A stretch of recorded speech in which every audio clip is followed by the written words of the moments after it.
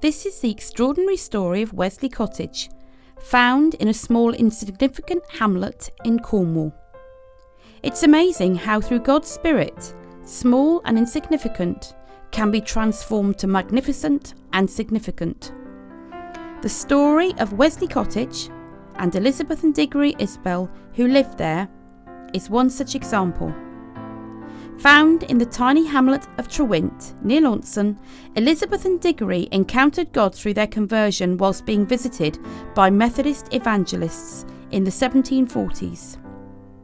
God used a humble cottage and its inhabitants to play a pivotal role in the revival of Cornwall through the Methodist movement in the 1740s. One small act of kindness by Elizabeth to two passing Methodist evangelists had a ripple effect right across Cornwall. In August 1749, John Nelson and John Down were travelling from Bristol to St Ives to meet a fellow evangelist, John Wesley. After travelling for many days, Nelson and Down knocked on the door of the cottage to ask for some refreshment. The simple act of hospitality performed by Elizabeth that day set in motion an extraordinary set of events, resulting in the spiritual conversion both of Elizabeth and Diggory, her husband. The transformation of the cottage becoming a key place of hospitality for many Methodist evangelists, including Wesley, during the Cornish revival.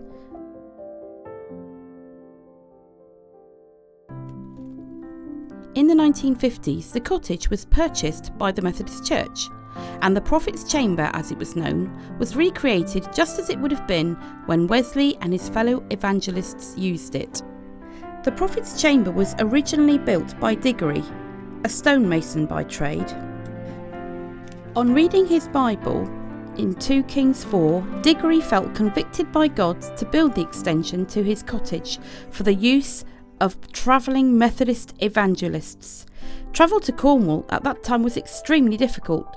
Limited roads, large moorland areas where weather conditions could be harsh, making bringing the gospel to Cornwall very challenging. The location of this humble cottage in Trewint made travel to Cornwall by Methodist evangelists pivotal.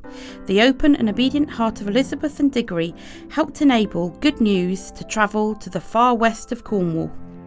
Despite working hard in mines, in the fields or at sea, the message that John Wesley and his evangelists brought gave direction, hope and joy to many. Diggory furnished his cottage using the template here, with a bed, table, chair and lamp. The chamber also had its own separate front door, and so could be used any time of the day or night.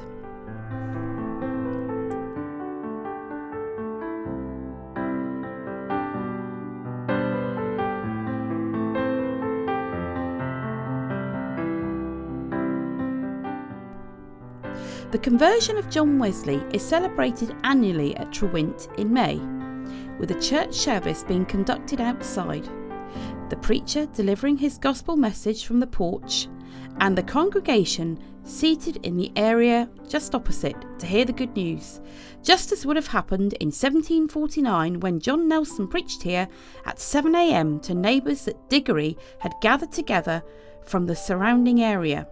The cottage now plays an important role in helping children understand how Methodism grew and continues to impact Cornwall. Diggory's Piggery is one of the venues where classes of children take part in a variety of learning activities which explore how Wesley was interested in improving the lives of the poorest through his book, The Primitive Physic. The garden has a number of plants that Wesley cited that promotes health and well-being. Children also learn that for Wesley, works as well as faith were essential to Christian living and for caring for the poor, for prisoners, for widows and for orphans. And these all matter tremendously to him.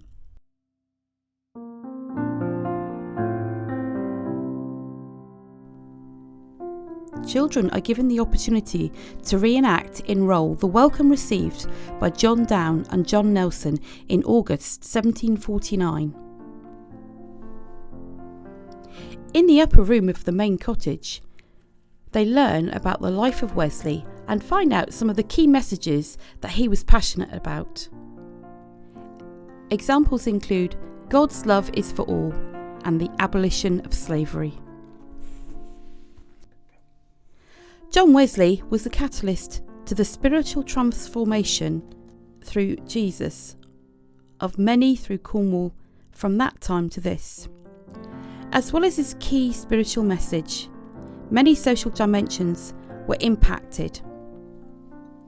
These include the promotion of education for girls and boys, the promotion of tolerance, the promotion of a society based on values and not on profits and consumerism, care for the environment, helping everyone to get a job, helping the poorest, including introducing a living wage, helping everyone to feel that they can make a difference, the promotion of equal treatment for women,